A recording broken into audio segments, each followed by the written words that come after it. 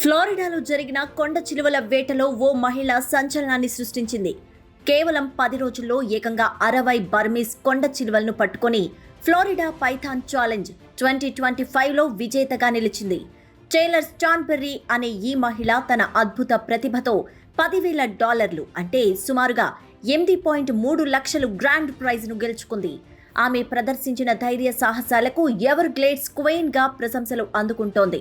ఫ్లోరిడాలోని Everglades పర్యావరణ వ్యవస్థకు పెనుముప్పుగా మారిన బర్మీస్ కొండ చిలువల సంఖ్యను తగ్గించేందుకు Florida fish and wild life conservation commission FWC ఏటా ఈ పోటీని నిర్వహిస్తోంది. జూలై 11 నుంచి 20 వరకు జరిగిన ఈ ఏడాది పోటీలో అమెరికాలోని 30 రాష్ట్రాలు, కెనడా నుంచి మొత్తం 934 మంది పాల్గొన్నారు.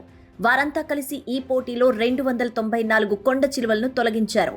ఇందులో సింహభాగం టేలర్ స్టాన్బెర్రీ ఒక్కరే పట్టుకోవడం విశేషం.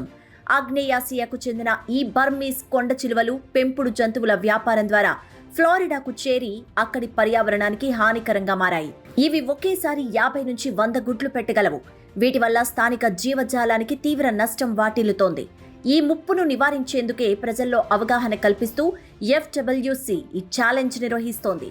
పోటీలో పాల్గొనేవారు ఆన్లైన్లో శిక్షణ పొంది తుపాకులు వంటి ఆయుధాలు వాడకుండా మానవతా పద్ధతుల్లో కొండ చిలువలను పట్టుకోవలసి ఉంటుంది. ఈ సందర్భంగా FWC చైర్మన్ రోడ్నీ బారెట్టో మాట్లాడుతూ, ఈ ఛాలెంజ్ ద్వారా ఇప్పటివరకు 1400కు పైగా కొండ చిలువలను తొలగించామన్నారు. 2017 నుంచి మా కాంట్రాక్టర్ల ద్వారా మరో 16,000 పైథాన్లను పట్టుకున్నామన్నారు. పర్యావరణ పరిరక్షణలో ప్రజల భాగస్వామ్యం ఎంత కీలకమో ఈ పోటీ నిరూపిస్తోందంటూ ఆయన వెల్లడించారు.